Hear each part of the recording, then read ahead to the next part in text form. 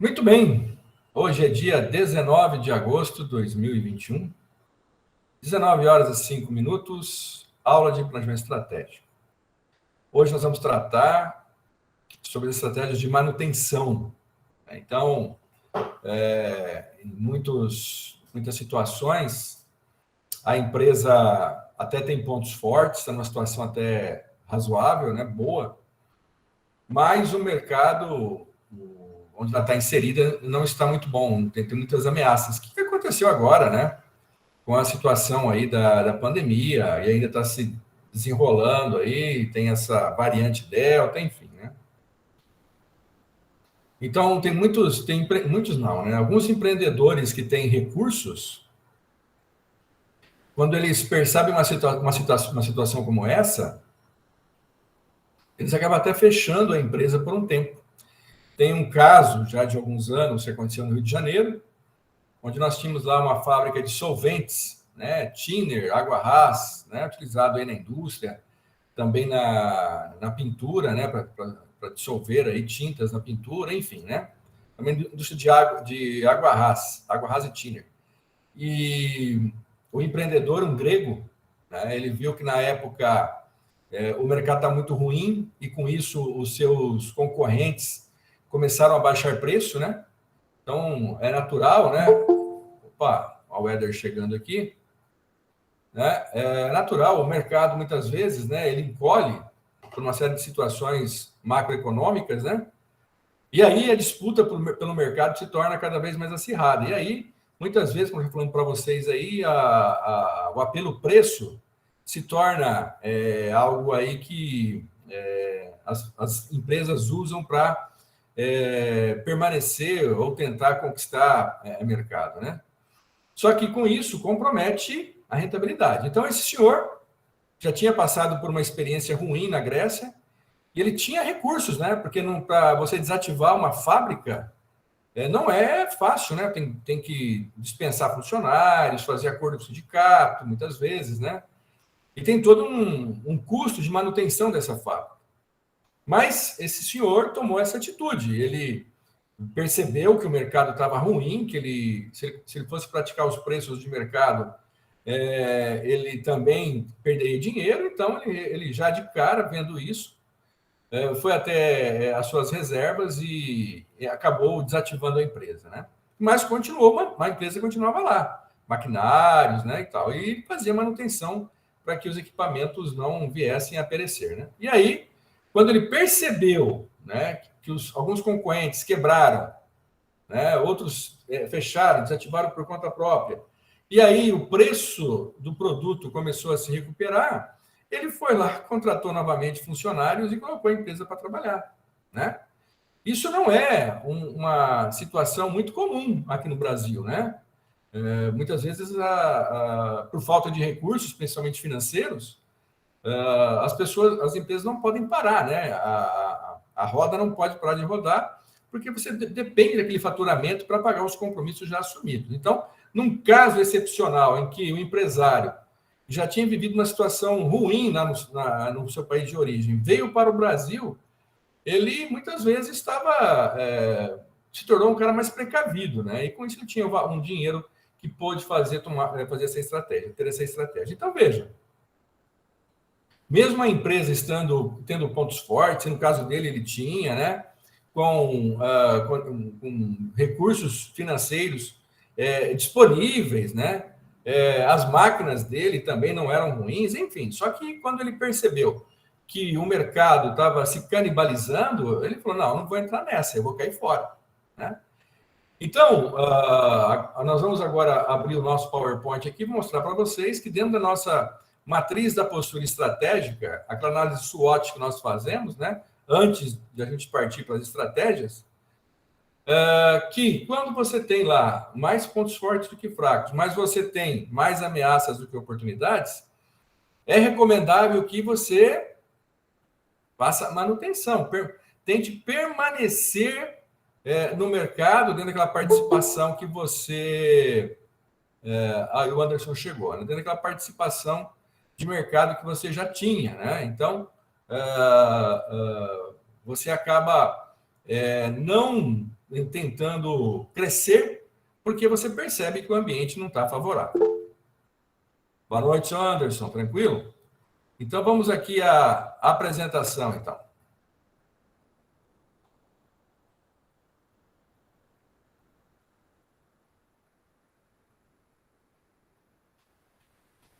Ok, então, acho que vocês estão visualizando aí, né, a nossa matriz da postura estratégica.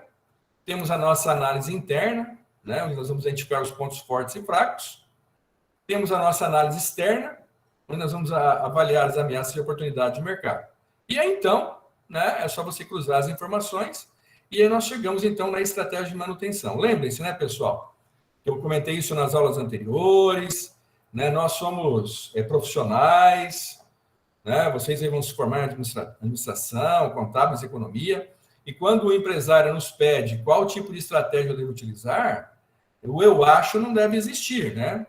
Eu insisto com vocês. Você pode apontar para ele que essa é a estratégia mais recomendada, né? Objetivamente, a partir, né, das informações coletadas e de um critério que nós usamos, objetivamente, estratégia de manutenção. Agora, ele pode partir para outro tipo, né? Se ele achar que vale a pena crescer, né? Aí depende como nós falamos nas aulas anteriores, né? Depende muito também do perfil do gestor dessa empresa. Perfeito? Vamos lá, então. Então, nós já vimos na aula anterior a estratégia de sobrevivência, né? E hoje vamos trabalhar de manutenção e vamos evoluindo aí para os demais tipos de estratégia. Então, lá, estratégia de manutenção, pessoal. Olha aqui, né? Ó. Então, imagina aqui um navio cargueiro, né?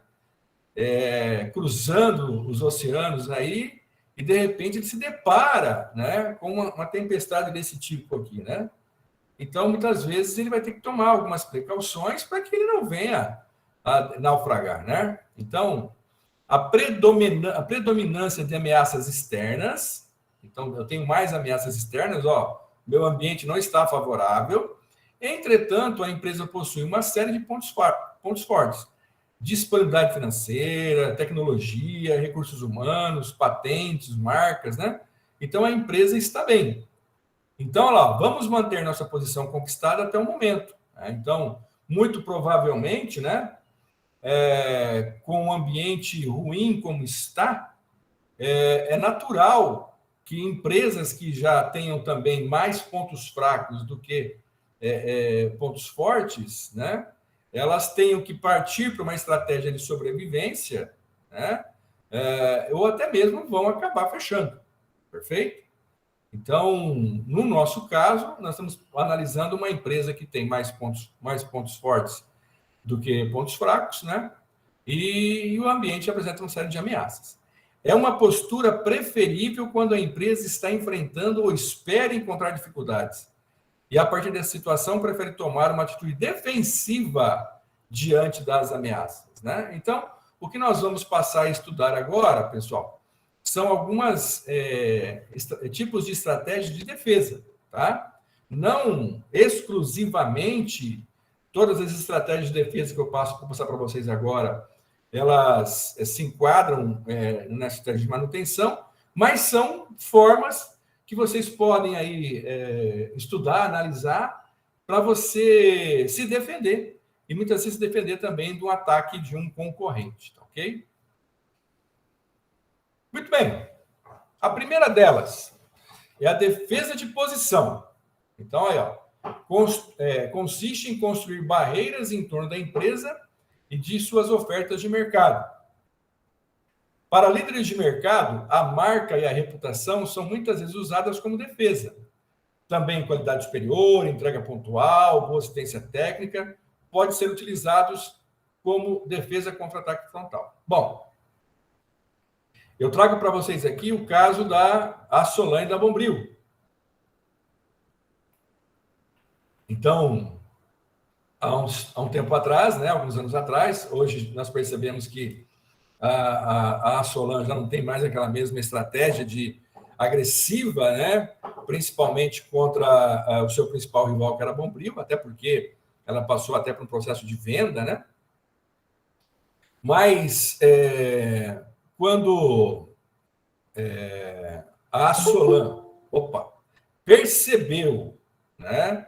Percebeu que a Bombril, naquela época, Marcos chegando aí, né? Naquela época, a Bombril não estava muito bem financeiramente, né? Ela passou, então, a desenvolver uma estratégia muito ofensiva, que nós vamos ver nas próximas aulas, né? Uma estratégia agressiva em relação ao mercado, e conseguiu conquistar boa parte do mercado de lã de aço naquela época. A Solan, ela salta de uma participação de mercado de 9%, que é considerável uma participação de mercado dessa no tamanho do mercado brasileiro, para 27%. Né?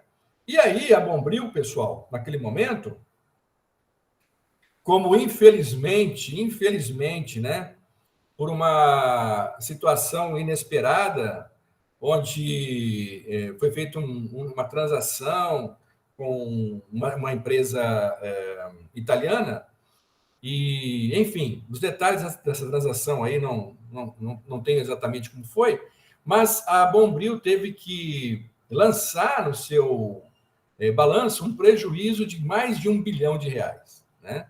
E isso fez com que a empresa ficasse sem recursos financeiros até para honrar, né, os seus compromissos principais, como folha de pagamento e fornecedor, né?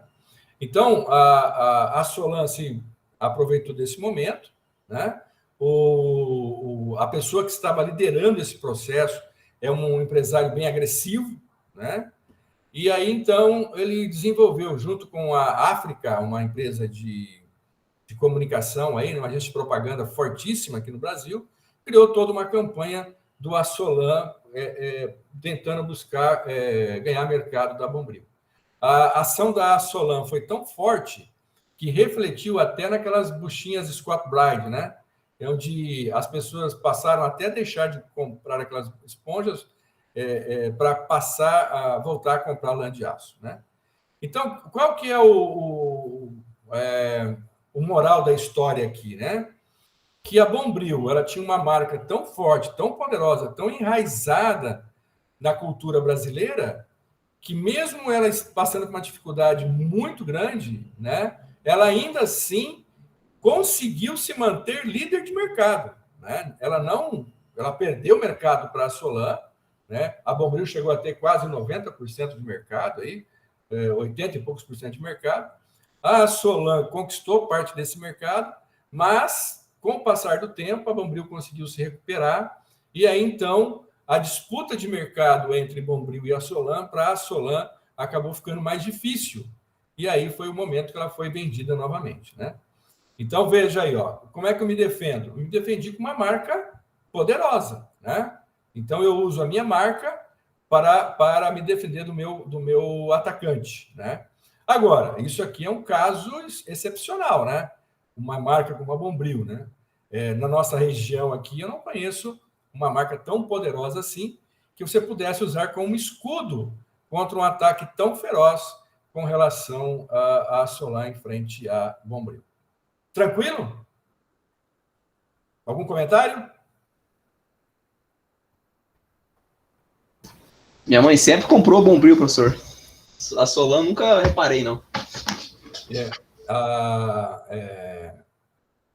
É um produto comprado ainda em grande parte por mulheres, né? Ainda o público-alvo desse tipo de produto, né? São mulheres, tanto que quando você estuda o case, né? A Solan Bombril, no case aparece, né? Nosso público são mulheres 25 mais, né? Então, qual o segmento de mercado que a Solan e Bombril estão disputando, né? São mulheres com mais de 25 anos. E aí não importa a renda, né? Quer dizer, todo mundo pode usar uma Solan ou Bombril, né? Então não existe aí uma segmentação por renda, e sim somente por gênero, né? Mulher e demográfica, né? Mais de 25 anos. Veja que é um segmento bem amplo, né? Professor, Bombril é tão foda que ninguém fala, tipo, eu vou lá comprar lã de aço. Fala, vou comprar Bombril, não importa a marca, é Bombril. É isso aí. Então, nós chamamos isso, Eric, né, de nome de categoria. A sua marca, ela passou a ser um nome de categoria, né? Então, ninguém fala também assim, ó, eu vou lá comprar um amido de milho. Nós vamos comprar uma maisena, né? Vai lá na farmácia e me traga lâminas de barbear, né? Muitas vezes o cara fala, traz uma Gillette, me traz um Presto Barba, né? E aí, pessoal? E aí? Boa participação de vocês. Eu adoro quando vocês participam da aula. E aí? É bom ou é ruim o seu nome ser associado à categoria? Entenderam a pergunta? É bom? É ótimo. É bom o Bombril, né? O cara fala assim, ó, o Bombril representa lã de aço. É bom isso ou é ruim? É ótimo. Quem falou? Eu, Bertacel. Éder. Éder. O Éder acha que é ótimo. E todos concordam com ele ou tem alguém aí para discordar? Eu também acho que é bom. Bom, opa. Bom, professor. É ótimo. Todo mundo? Muito bem. Então agora vai aí uma coisa para vocês pensarem, tá? Existe um limite de ser bom e ótimo. É difícil de você encontrar esse limite. Algumas marcas hoje já estão trabalhando para que a sua marca não se torne tão colada à categoria. Por quê, pessoal? Porque quando a marca se torna muito, muito colada à categoria, como é o caso do Bombril, você chega no supermercado, no mercadinho, e fala assim, me vê um Bombril, e o cara te entrega um Assolan, né?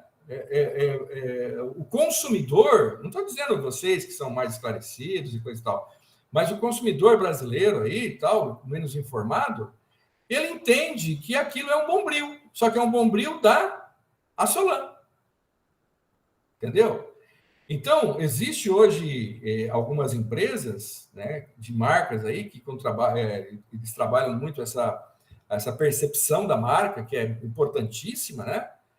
Marca tem muito valor, né? Eu já falei para vocês aí que a marca Sonho de Valsa foi dado em garantia a um banco a partir de um empréstimo que a empresa fez, né? Então, quer dizer, se ela não pagasse, o banco ficaria com a marca Sonho de Valsa. Olha só, né?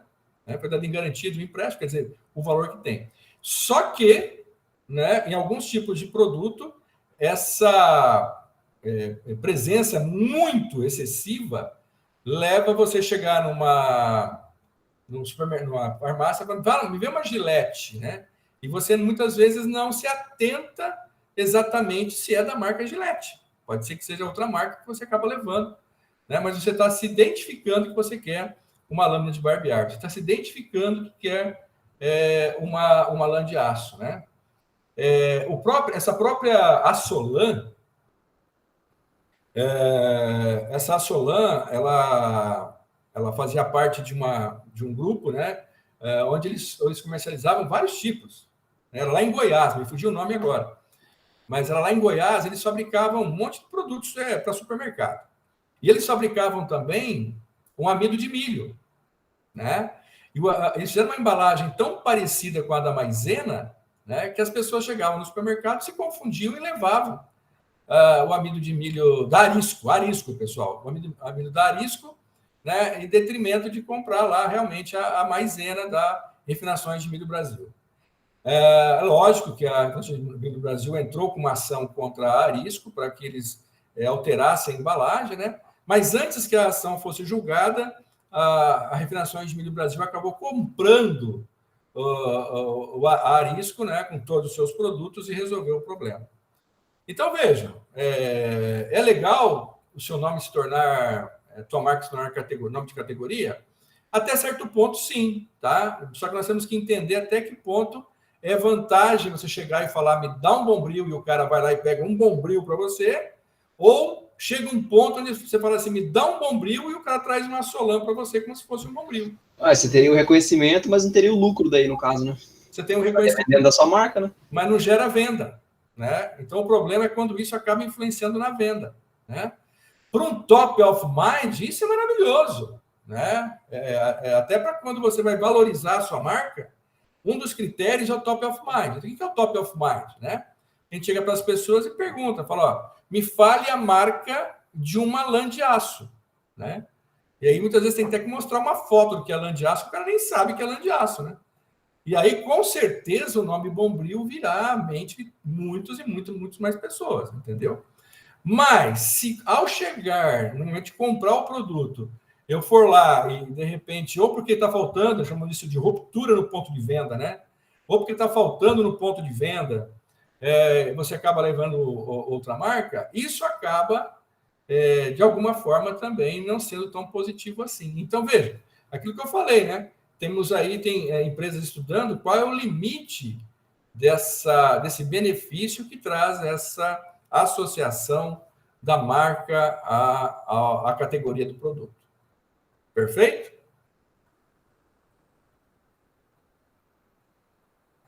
Vamos em frente? Defesa de flanco, né? Então, você está sendo atacado por um concorrente aí e, de repente, você vai se defender, né? Então, ela exige a previsão da estratégia do concorrente e os pontos mais prováveis de serem atacados, né? Então, você acaba não se defendendo, batendo de frente com o seu oponente, né? Você vai se defender em pontos específicos aí, né? A Kellogg's, né? Sucrilhos Kellogg's, né? Famosa marca desse cereal matinal nos Estados Unidos, ela estava com esse problema, né, de você ter essa marca Kellogg's está muito ligada à categoria de produto. Então, tinha muita gente indo ao supermercado e tinha lá o Kellogg's, né, por 10, sei lá, $5, e tinha outras marcas, né, mais baratas, né? E, de repente, esse ataque que essas marcas mais baratas estavam fazendo aí em relação a Kellogg's fez com que ela tivesse uma forma de se defender, dizendo o seguinte, ó, se não tiver Kellogg's no rótulo, não tem Kellogg's na caixa. Então, olha, dizendo o seguinte, olha, pessoal, se vocês valorizam o cereal matinal na refeição da sua família, para os seus filhos e coisa e tal, você tem que comprar Kellogg's. Você comprando os concorrentes, você não vai estar levando a mesma qualidade. Então, ela simplesmente usou essa estratégia para se defender, né? Não alterou o preço, não lançou novos produtos, né? Ela simplesmente se posicionou também falando em termos de qualidade do seu produto. Defesa antecipada implica num ataque efetivo contra o concorrente ou sinalizar a intenção de luta em determinada frente e a disposição de alocar os recursos necessários para defender contra a agressão. Alguém aqui já teria aí alguma ideia, algum exemplo dessa defesa antecipada?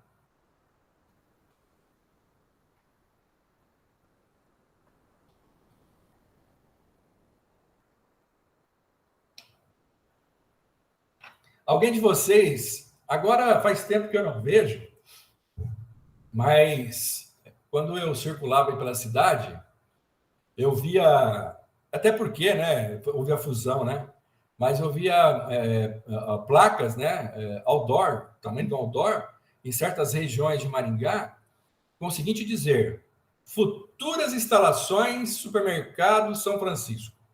Então tinha um terreno vazio, grande, e a placa futuras instalações supermercado São Francisco.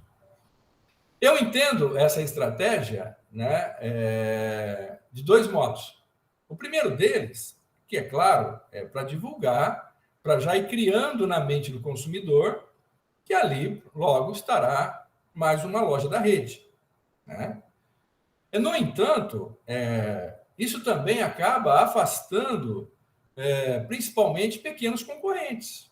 Então, se eu estou pensando em montar um mercadinho naquela região, ao saber que o supermercado de grande porte, uma rede de grande porte, está com planos de estabelecer naquela região, também posso pensar em não me estabelecer ali, porque eu vou entender que no futuro eu posso ter problemas.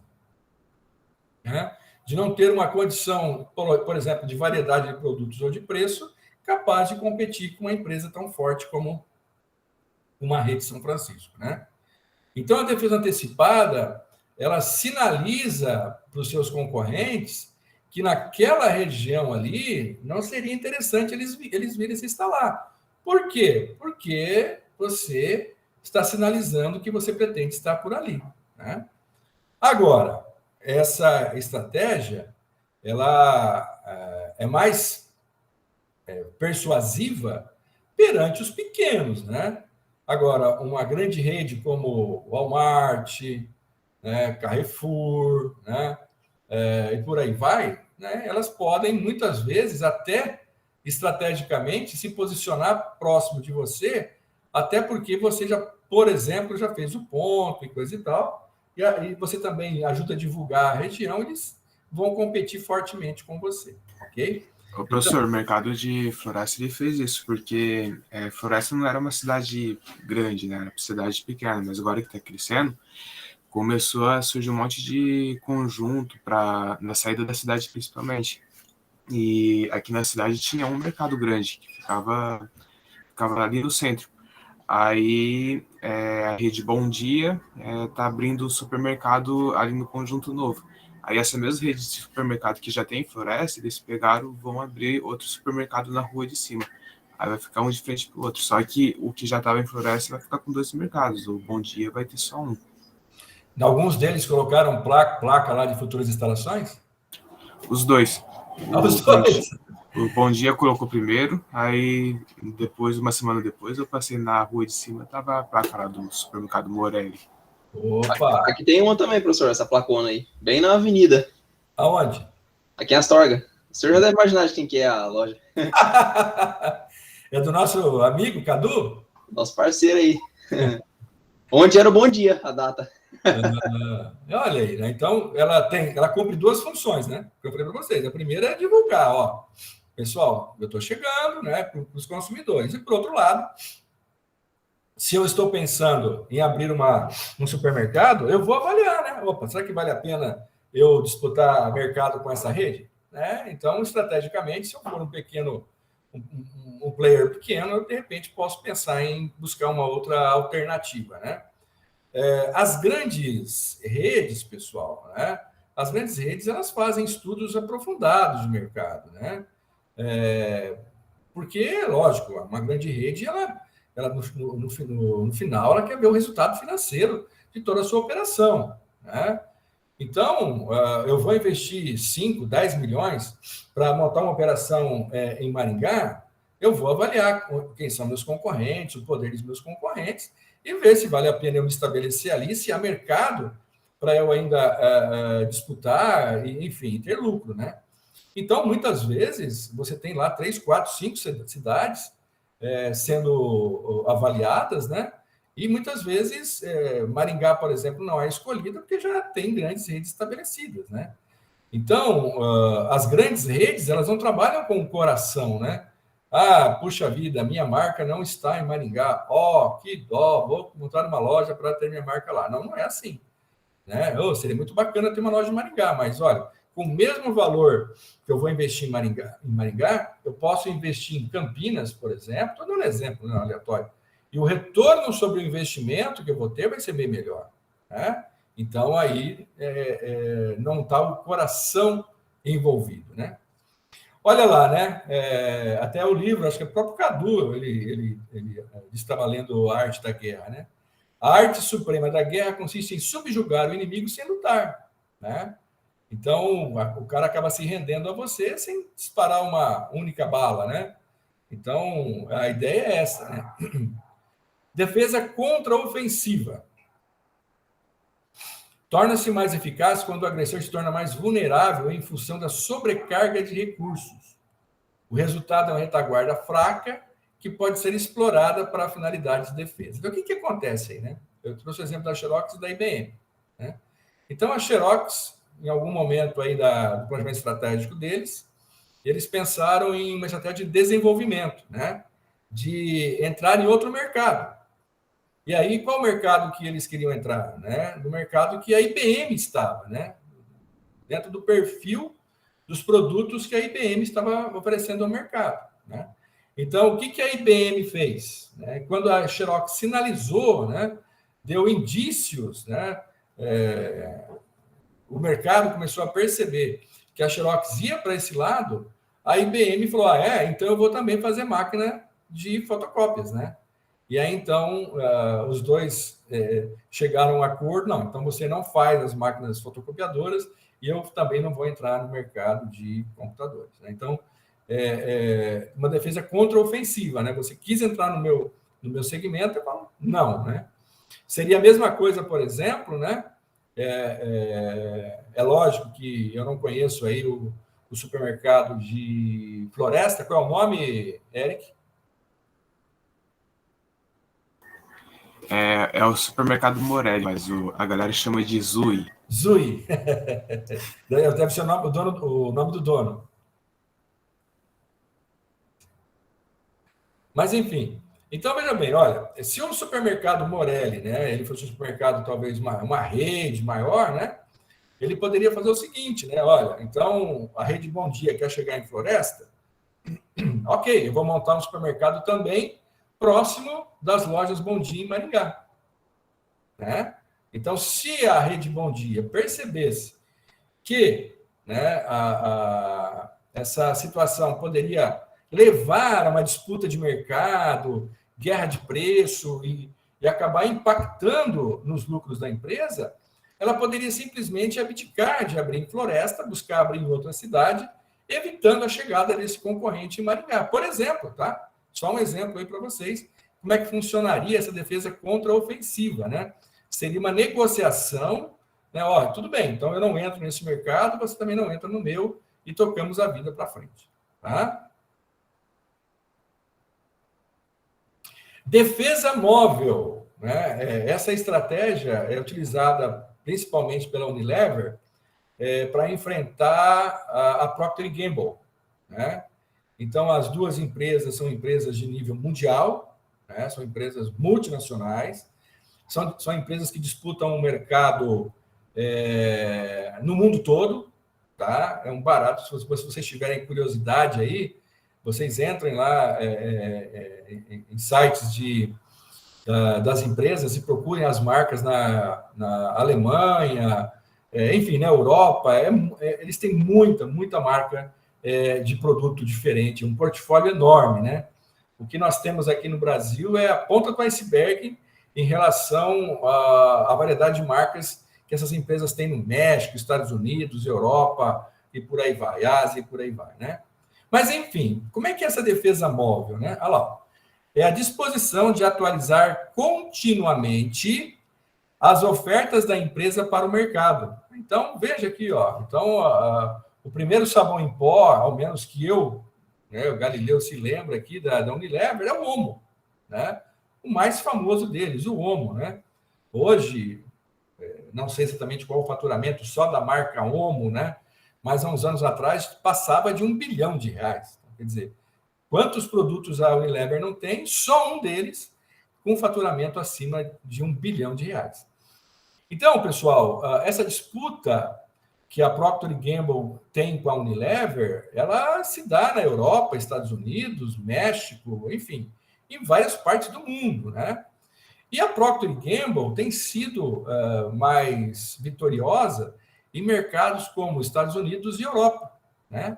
E vocês podem ter percebido que a Procter & Gamble, há uns anos atrás, ela tentou, né, também buscar ganhar o mercado brasileiro. Tinha lá o avião do Faustão, né?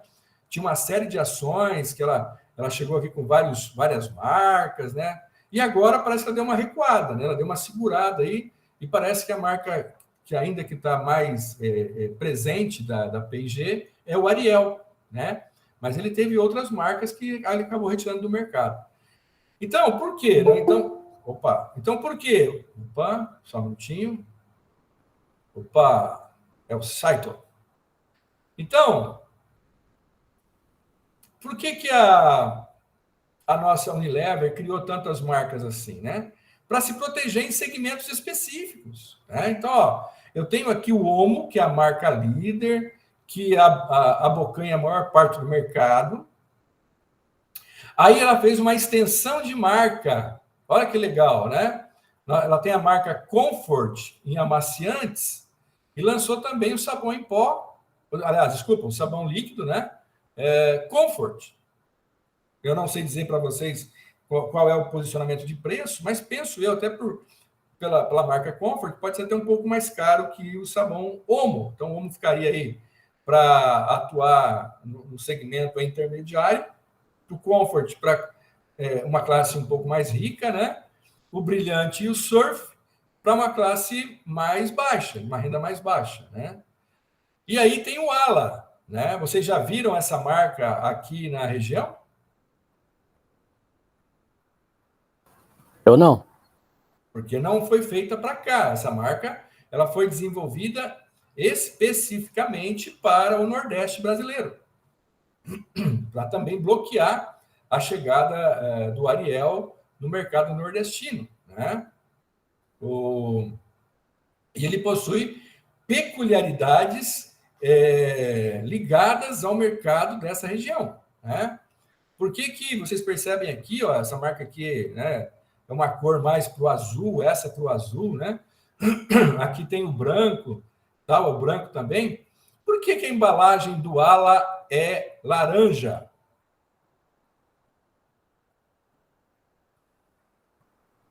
Nordeste representa uma área mais quente? Talvez. Até que tem a ver, né, Júlio? O sul é azul, é mais frio, né?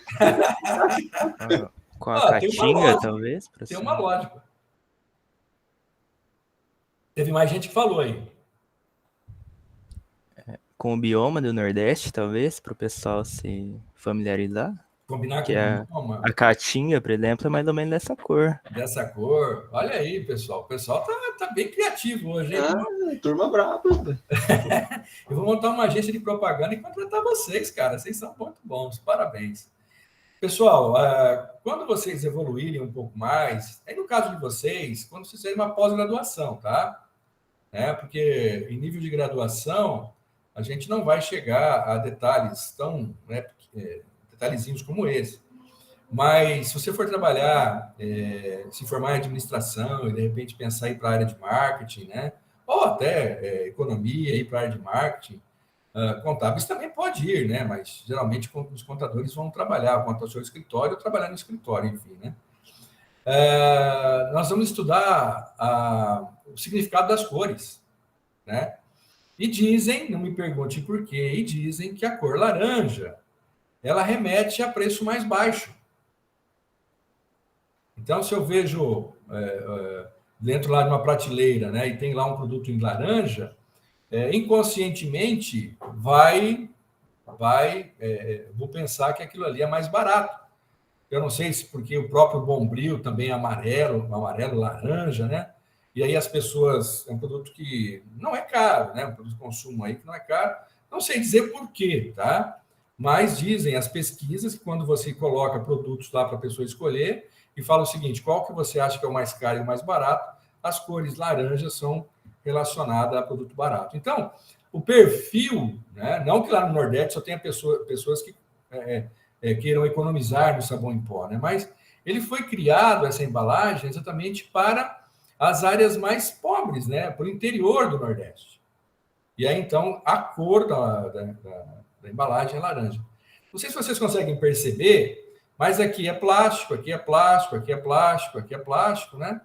E para competir com esse produto aqui, geralmente o pessoal não compra esses líquidos, né? Compra aquelas caixas de papelão, né? O sabão em pó tradicional, caixa de papelão.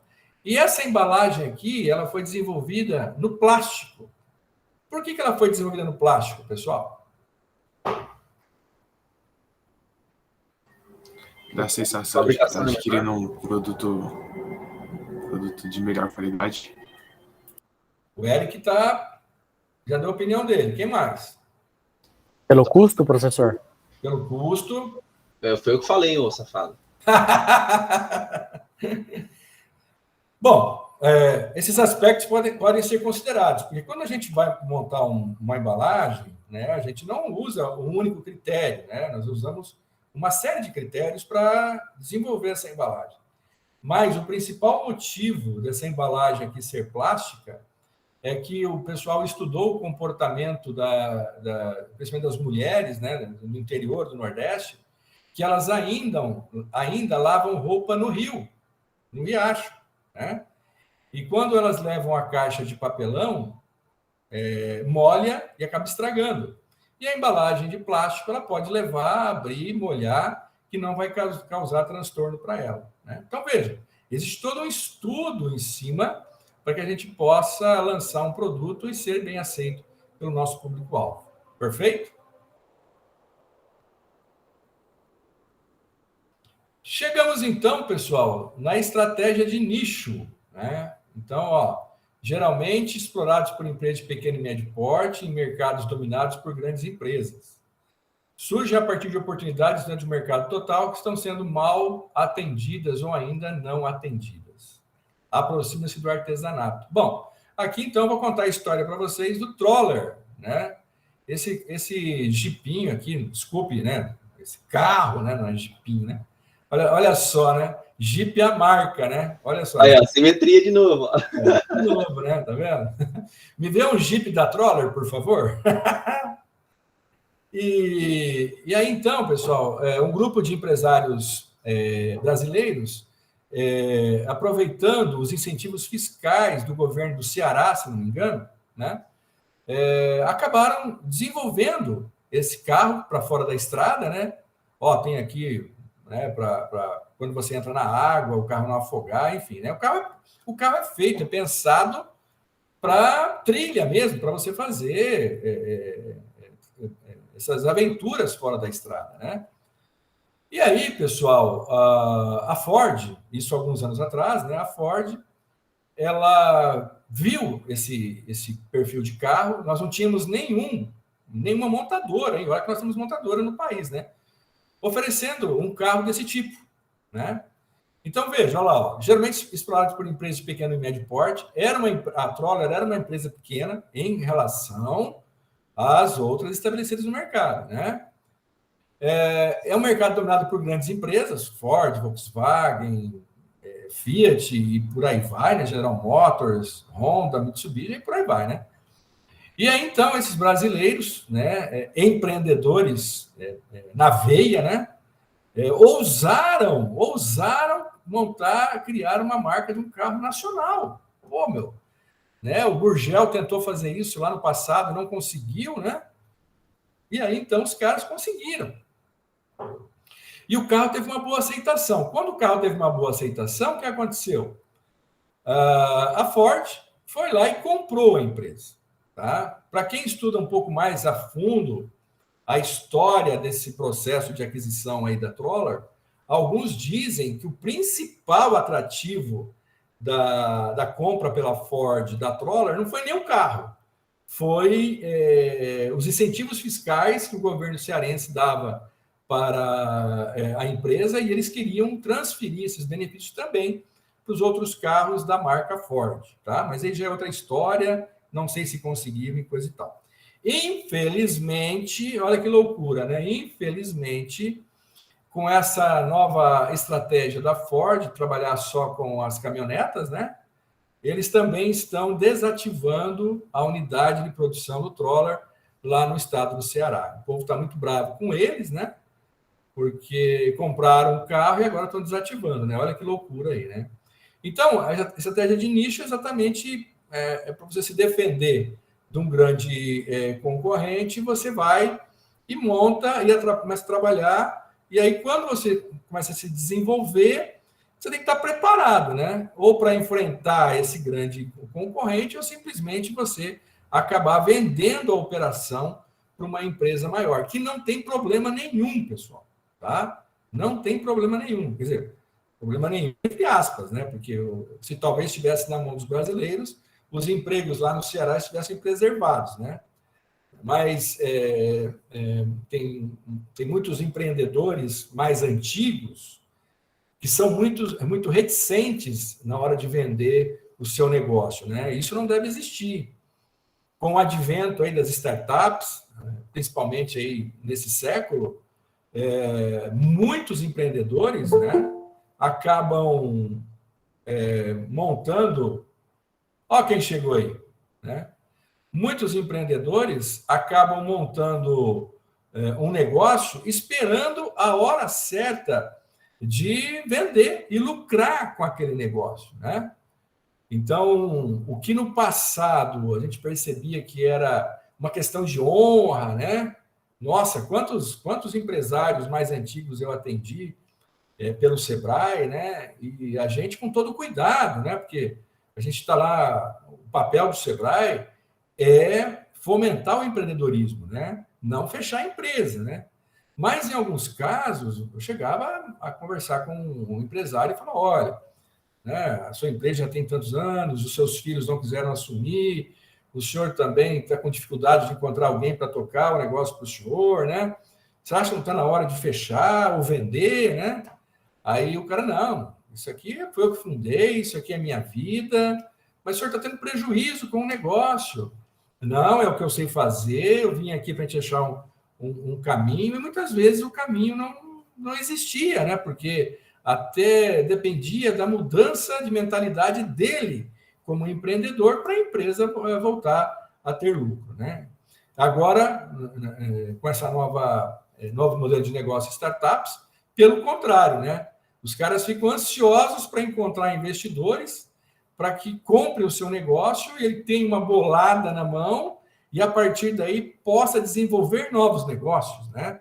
O Thales, da 99 Táxis, é um caso desse aí, né?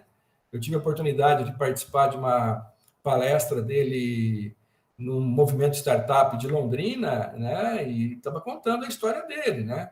E aí, quando ele vende a 99 Táxis, parece que ele ainda estava lá, se eu não estou enganado, ele participava ainda do dia a dia lá da gestão da empresa, ele também teve a oportunidade de abrir novos negócios, né? Com o dinheiro que ele recebeu. Então, olha a mudança de mentalidade que nós temos aí de um século para o outro, né? E é isso aí. Hoje, em termos de estratégia de manutenção, são esses tipos aí básicos de estratégias de defesa que nós podemos passar aí para você. Existem outras? Podem existir outras, claro, que você deve avaliar no momento de discutir com o empreendedor que tipo de estratégia você vai utilizar, né? Então, dentro do curso universitário, nós temos que mostrar para vocês que existem os tipos de estratégia, mostrar que as empresas adotam esse tipo de estratégia, para você ter uma ideia de quando você passar por um problema parecido, você ter já condição de fazer um comparativo e saber se você vai atuar ou não dessa forma em relação àquela situação que você está vivendo, né? Então, você lá definiu dentro da postura estratégica que a empresa tem mais pontos fortes que pontos fracos, mas o mercado está carregado de ameaças, né? Então, qual vai ser a tua postura? Minha postura é de manter, pelo menos, o tamanho da minha empresa, ou a participação de mercado que eu tenho, né? E depois que a tempestade passar, onde essas ameaças vão ser diluídas, né? A gente passa a investir, né? É uma situação que hoje muitas organizações estão aí, penso eu, tomando decisões agora, né? Vislumbrando a abertura do mercado. Nós estamos vendo aí, a cada dia, notícias na televisão de que já estão começando a aceitar públicos em jogos de futebol, já estão aceitando eventos com até 150 pessoas, enfim, né? Mesmo com a variante Delta estando presente, mas a população está sendo aí bastante imunizada, né, parece que as atividades econômicas, até as mais afetadas, passam a se recuperar. Então, aquelas empresas que estavam tentando se manter para quando o mercado melhorar, decolar, muitas já estão nessa fase aí de estabelecer uma nova estratégia, mudar a estratégia de manutenção para crescimento ou desenvolvimento. Fechou? Ô, professor, falando em Covid, acho que aqui chegou 26 anos já a idade de vacinação já. Legal. Não, pela quantidade de vacinas que o Ministério da Saúde prometeu para os estados no mês de agosto, esse mês de agosto, com certeza, até 18 anos aí, todo mundo vai ter pelo menos a primeira dose, né? Ó, o Pedro lá chegou 20 anos. Onde você está, Pedro? Que cidade? Santa Fé. Aí, pessoal, de repente, quem quiser passar em Santa Fé, na casa do Pedro lá, já aproveita e já faz o turismo da vacina, né? Cidade vizinha aqui, Ivatuba, já chegou 18. Olha aí, ó, 18, né? Que bom, pessoal. Floresta acho que tá no 20, 26 ou 25, coisa assim. Aí ele chegou com a Pfizer, né? Opa, de renda não, de residência,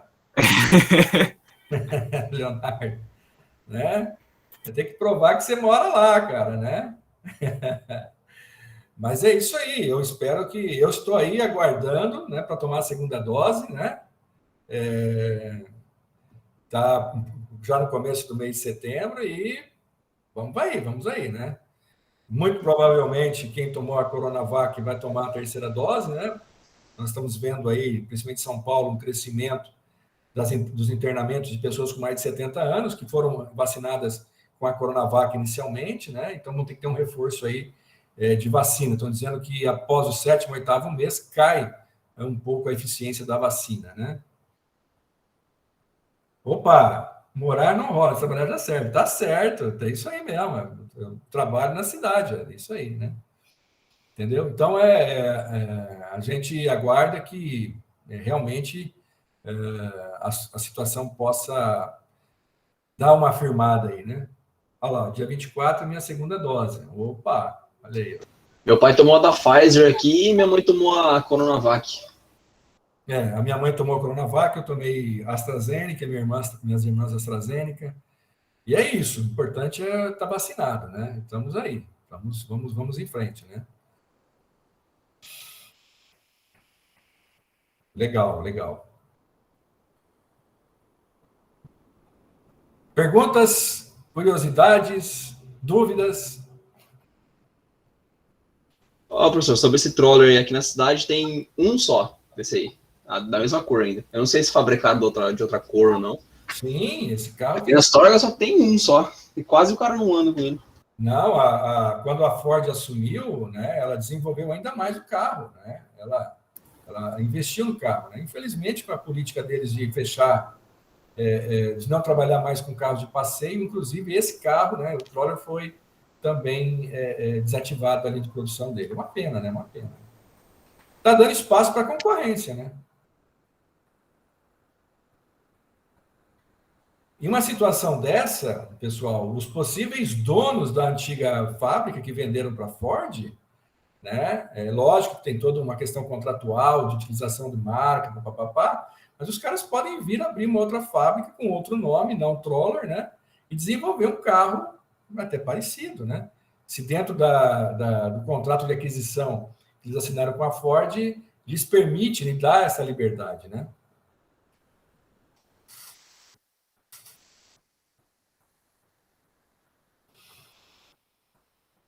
Vocês já fizeram os 2 questionários que eu disponibilizei lá no Ambiente Java? Eu já, professor.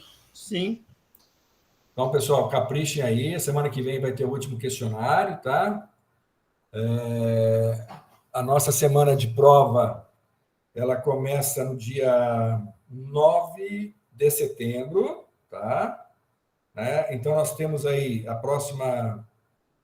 próximo dia 26, mais uma aula teórica, ainda vou trabalhar um tipo de estratégia com vocês. No dia 2, é aquela nossa atividade que eu lanço as perguntas abertas para vocês tirarem dúvidas, né? E já em seguida já começamos já a prova do terceiro bimestre, tá? Que dia 9 já começa aí a semana de prova. Então, quem ainda não respondeu os questionários objetivos, não deixem para a última hora, daqui a pouco fecha lá o prazo também, e aí vocês ficam com um ponto a menos aí na nota do bimestre, beleza? Sim, senhor. Barril. Ok. Professor, nosso trabalho de PS tá ficando maneiro, hein? Eu acho que se vocês não tiverem nenhum comentário, dúvida com relação ao planejamento estratégico, né, se vocês quiserem antecipar alguma situação aí do PIESC, o próprio Cadu, ele, no início da aula, estava com algumas dúvidas, né? Se vocês quiserem já passar para essa discussão, a gente adianta algumas coisas da próxima aula, não tem problema nenhum. Se puder tirar a dúvida do meu trabalho, eu agradeço lá da primeira aula. Vocês têm alguém que discorda ou podemos partir para discutir? Bora. Tá? E aí, na hora que dá o nosso tempo, a gente faz o intervalo, eu volto comentando sobre os outros tópicos e a gente continua tirando dúvida. Perfeito? Vamos lá, então. Fechou.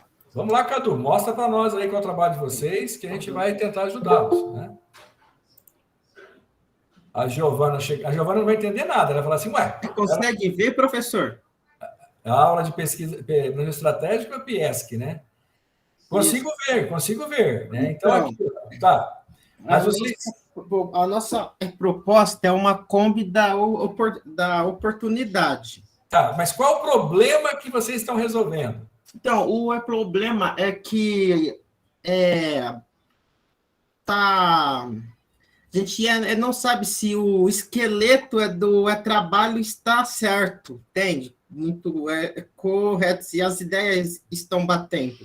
Então, porque é o seguinte, é assim mesmo que eu quero. Então, você vai colocar lá atividade 3 do seu bimestre, componentes do grupo, perfeito. E aí você vem com o seu Business Model Canvas. Vocês colocaram com o nome Kombi da oportunidade, tudo bem. Aí você vê lá, proposta de valor, segmento de clientes, fluxo de receitas, canal de distribuição e relacionamento com o cliente. Depois do intervalo, eu vou trabalhar com vocês fluxo de receitas e canal de distribuição. Tá? Vou até dar uma adiantadinha aqui para sobrar mais tempo para a nossa última aula antes de vocês entregarem. O esboço do trabalho é mais ou menos assim? Precisa ter um texto com alguma explicação? Não, a única coisa que você tem que colocar para mim aqui, antes de começar a fazer a proposta de valor, é você colocar para mim, olha, o problema que nós estamos tentando resolver é esse, entendeu? Que eu perguntei para você agora. Qual o problema que vocês querem resolver? Então, a gente tem que apresentar esse problema no trabalho. Isso, porque senão eu não sei se a proposta de valor está adequada. Eu não sei se o segmento de clientes também está correto. Eu preciso saber o seguinte, ó, nós temos um problema, que nem, se eu não estou enganado, temos um grupo aqui que está trabalhando com o problema do descarte do lixo eletrônico, não é isso? Né? Sim.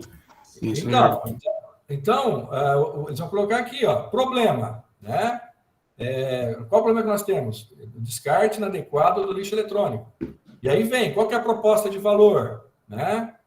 E aí eles vão trabalhar. Então para eu saber se a proposta de vocês melhorar a rentabilidade da sua empresa em 80%, agregar novos conhecimentos para o seu currículo, eu fico perdido. Eu não sei se a proposta de valor está de acordo com aquilo que vocês querem resolver. Entendi. Então, antes da proposta de valor, a gente precisa jogar o problema que a gente está tentando arrumar no trabalho. Então, o que a Kombi de oportunidade ela está resolvendo, né?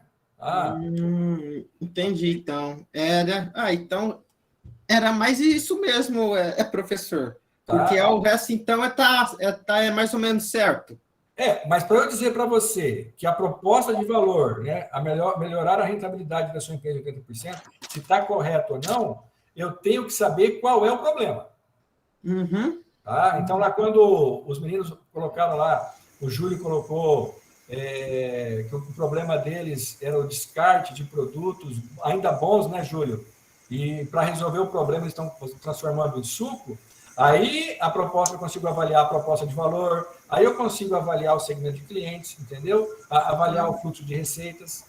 Ô, professor, o nosso seria, assim, a falta de oportunidade das pessoas em cidades pequenas, em vilas, ou fábricas que têm cidade pequena, mas o pessoal não tem condição de vir para uma cidade maior fazer a capacitação dos cursos, entendeu?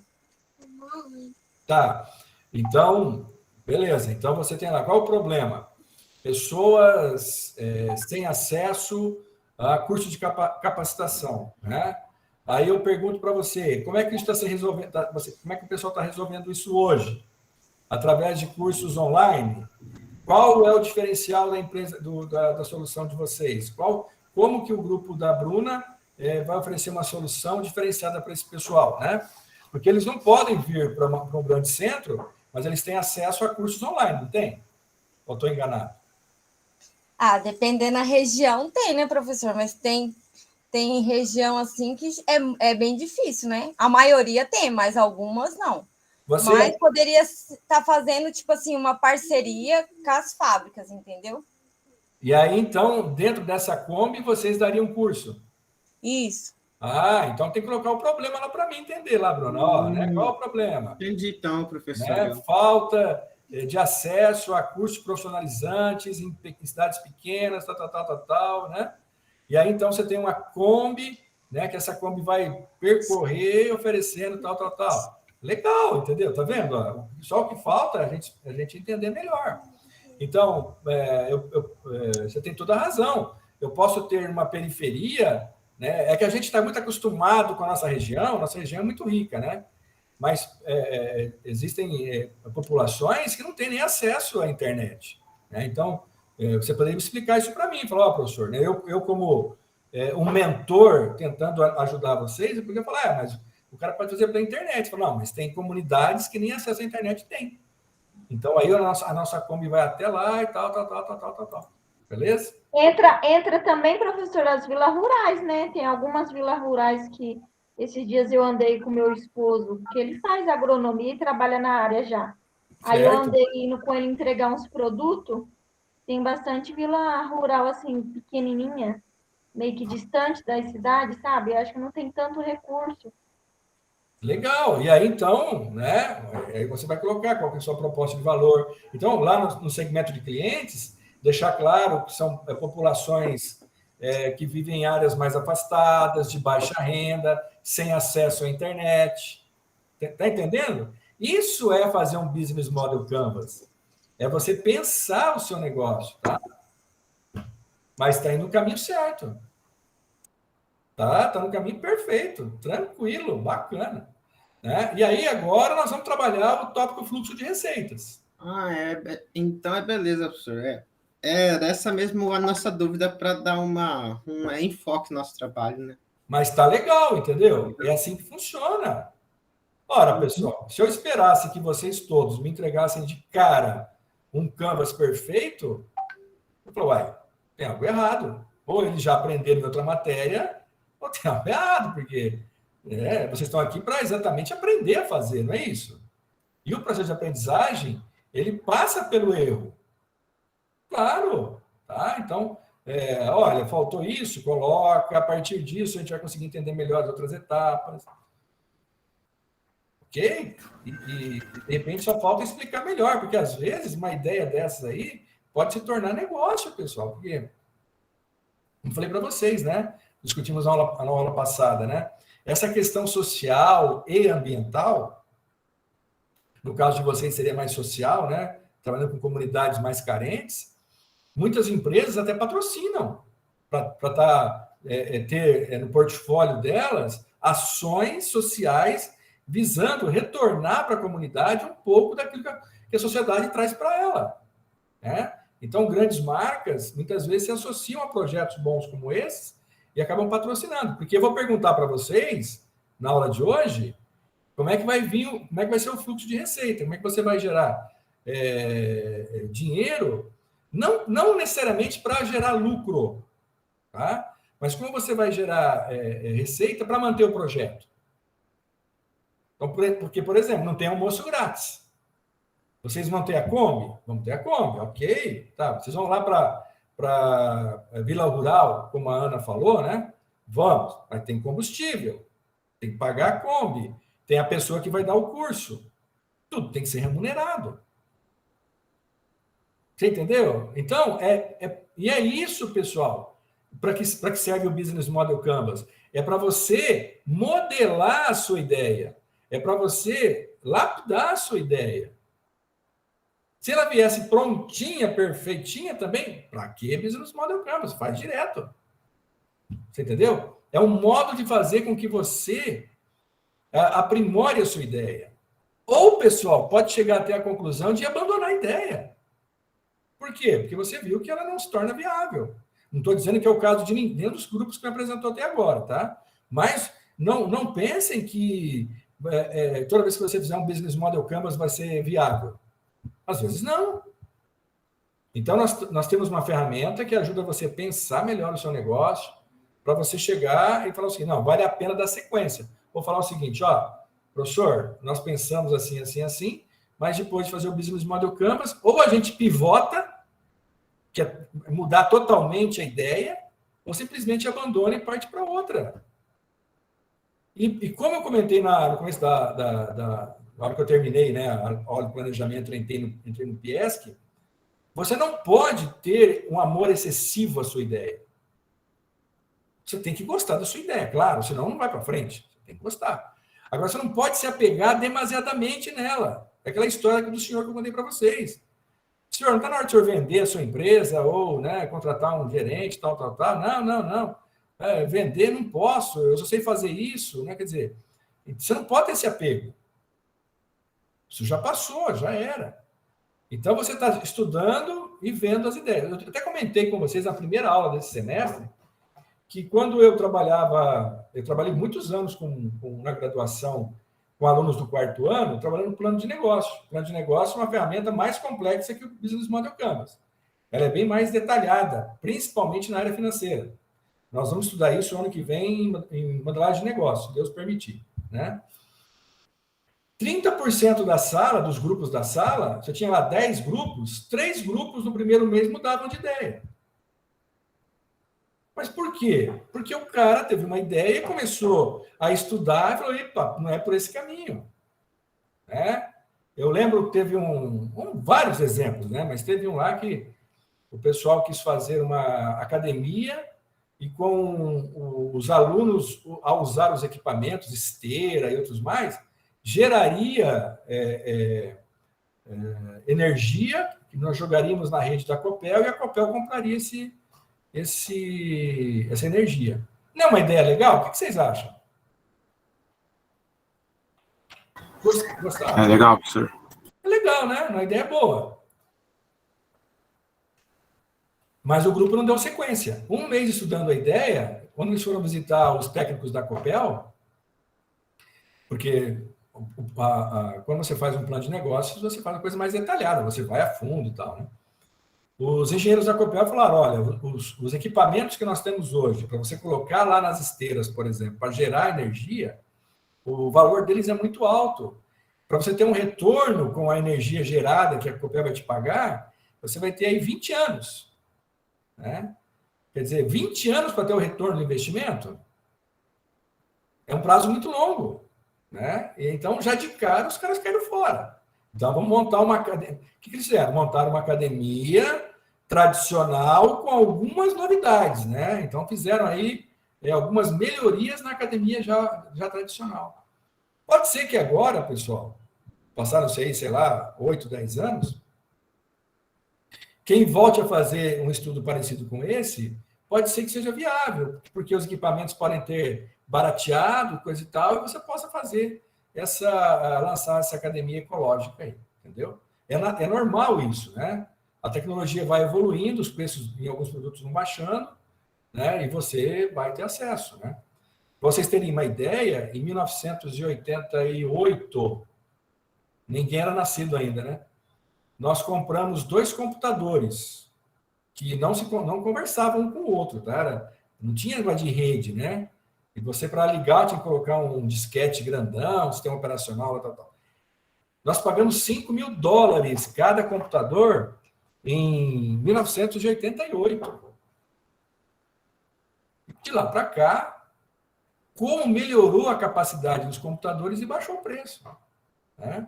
Então, o que não é viável hoje, essa tua ideia, talvez, por um detalhe de um custo mais alto, você não simplesmente, não é que você vai abandonar a ideia, você coloca lá na sua caixa de ideias e de vez em quando você olha para elas e vê se é um momento de você reativar essa ideia. Fechou?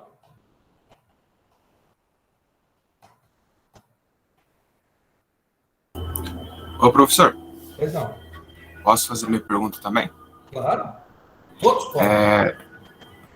O nosso sobre a questão do lixo eletrônico. Aí, nos nossos segmentos de clientes, a gente fez chamada, acho que foi sábado ou domingo, não lembro. Mas daí a gente definiu que seriam pessoas que moram longe do centro de descarte. Você acha que seria legal a gente especificar a questão de idade, tipo pessoas acima de 20 e tantos anos, que moram longe do centro de descarte, alguma coisa do tipo? Especificar gênero também? Eu acho que vocês, quando vão estabelecer o segmento de clientes, não só vocês, tá? Isso aí é a grande maioria dos alunos, né? A gente gosta de colocar o nosso cliente num quadradinho. É normal isso aí. São homens e mulheres de 18 a 40 anos, né? A gente quer colocar dentro de um quadradinho, né? E muitas vezes não é necessário. Talvez você possa usar o mapa de empatia, Eric, como grupo, e a partir daquelas respostas, você pode criar uma persona. Seria um trabalho mais... daria mais trabalho, né? Mas é mais produtivo, mostra também maior interesse do grupo, né? De modo geral, pelo que nós conversamos até agora, eu entendo que o segmento de vocês são pessoas que possuem equipamentos eletrônicos e que não têm ou não sabem onde descartar, né? Então, entendi. Lembra do segmento de clientes que a Bombril atua? Mulheres 25 mais. Né? Lembra do segmento lá do Nespresso, Nescafé? Pessoas tecnológicas, né, e coisa e tal. Então, vocês têm 2 opções. Ou partem para uma definição bem concisa e simples de quem são seus clientes, ou você traça uma persona, né? É uma pessoa mais preocupada com as questões ambientais. Então, sei lá, estou chutando aqui, tá? Porque a gente não fez o mapa de empatia para vocês, né? Então, é uma mulher que faz universidade, né? Ela possui vários equipamentos, como celular e outros mais. Aí você vão criando essa persona. Ela tem preocupações socioambientais, né? Ela pesquisa na internet, participa de grupos no Instagram. Aí seria você fazer a persona. Ou você ficaria com esse conceito mais genérico das pessoas com eletrônicos e que não têm opções ou não sabem onde descartar. Professora, no nosso caso, que o meu grupo, a gente definiu uma persona ali. Eu coloquei mais ou menos assim, ó, o segmento busca atingir de maneira o seu público-alvo com uma faixa etária de 30 a 60 anos. Então, aí a gente fez o que ele pensa... Júlio, desculpa te interromper, mas você já podia colocar assim, mais de 30 anos. Né? Porque de 30 a 60, de 60 a mais, é um público bem pequeno, se você for olhar na pirâmide... Então, mais de 30 anos. Tá? Beleza. Tá, continua. Aí eu utilizei aqui, o que o cliente pensa, né? O que ele faz ou o que ele fala. Aí, no caso, eu utilizei atividades físicas, né? Ele já é uma pessoa mais preocupada com a saúde. e que ele optou por utilizar exercícios físicos entre 3 a 4 vezes na semana, mais ou menos. A gente foi definindo ali, passo a passo, a nossa... Legal, hein? Legal. Ele também tem preocupações ambientais, porque vocês estão resolvendo um problema para o supermercado, que é o descarte de produtos que são ainda bons, mas estão indo para o lixão, né? Então, esse cara, quando ele vai lá na prateleira do supermercado e vai optar entre os vários tipos de suco e bebidas, ele vai optar pela sua marca, porque ela tem esse apelo ambiental de reaproveitamento, né? Tem que tomar um cuidado para que as pessoas não entendam que aquela fruta estava com problema, né? Então, frutas saudáveis, né? Mas com pequenos amassados, coisa e tal, que são reaproveitadas. Hoje, eu estive no Fato Max, no atacado aqui, na Colombo, né? E eles tinham uma mesa lá, pessoal, de potinho de salada de fruta. Tinha melão, manga, um pedaço de kiwi, só para dar um charme, uva, né? E tinha mais uma fruta lá que eu esqueci. Eu acabei comprando, né? Mas eu percebi claramente que é uma ação muito parecida com a de vocês. Vocês estão propondo o suco, e eles fizeram a salada, né? Então, veja, é legal isso, né? Você reaproveita, porque lá na banca, se tem uma manga lá, você vai pegar a manga, tem um pouquinho amassado, tem gente que não quer mais, né? Aí, professor, se liga aí, ó, um esboço que a gente está fazendo aí. Tô ligado, cara, tô ligado. A gente acrescentou algumas imagens aí, ó, ideia do Leonardo. De cara aqui, ó, na proposta de valor, a gente colocou uma frase interessante aqui, ó, transformando o seu desperdício em alimento. O desperdício de hoje será a necessidade do amanhã. Legal, é isso aí. Bacana, ó, você já está com um trabalho bem adiantado. Olha que bacana, diga não ao desperdício. Garoto. Estou falando que essa turma aqui, vou te falar, viu, meu? Vou montar uma agência de propaganda e contratar vocês. Bora, professor. Para a gente é melhor ainda. Vocês são muito bons mesmo, pessoal. Tá? É verdade, Leonardo. O pessoal aí é criativo, dedicado. A gente dá o nosso melhor, né, professor? Tem que se dedicar também. Claro. Em outras coisas mais importantes ainda, né? Pessoal, desde o primeiro dia que vocês entraram na Uningá, vocês estão sendo, entre aspas, vistos pelos professores, né? Daqui a pouco a gente volta para a normalidade, a interação maior entre vocês, e as oportunidades aparecem assim. Pô, cara, o grupo teve uma ideia tão boa, tem um amigo meu precisando de tal coisa, vou indicar eles para o meu amigo, e a coisa vai fluindo dessa forma. Legal.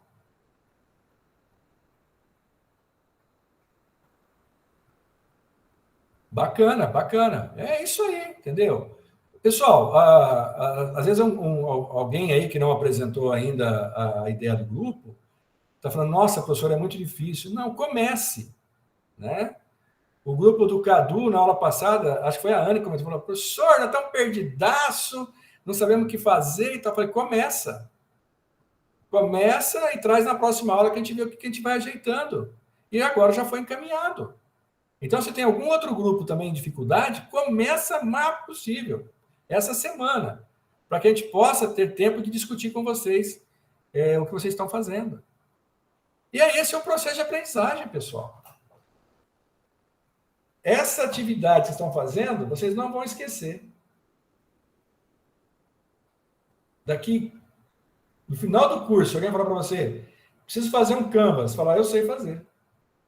Por quê? Você está sofrendo para fazer. O Júlio está dando risada, mas não é isso? Mas é verdade, mano. É verdade. E aí você vai aprender a fazer, mas é isso aí. Eu espero que no final do curso que a gente possa fazer um TCC que vou conversar com o Dantas, para que deixe a liberdade de vocês tentarem fazer um plano de negócio também, por que não? Né? Você vai fazer, botar a mão na massa, fazer lá e de repente, quem sabe, vira uma empresa para vocês. É um sonho, professor, imagina. Já tem 2 sócios em mente aqui da sala já. Aí, ó, bacana. Nossa, por que não, rapaz? Tô brabo aqui. É isso aí. Pessoal, 8h24, vamos fazer um break para um cafezinho e nós voltamos às 9 horas. Eu faço mais uma apresentação de mais 2 etapas para a gente dar uma evoluída e fico à disposição para a gente bater um papo sobre o trabalho de vocês. Fechou? Fechou. Então tá, 9 horas estaremos de volta. Abração. Daqui a pouco. Valeu.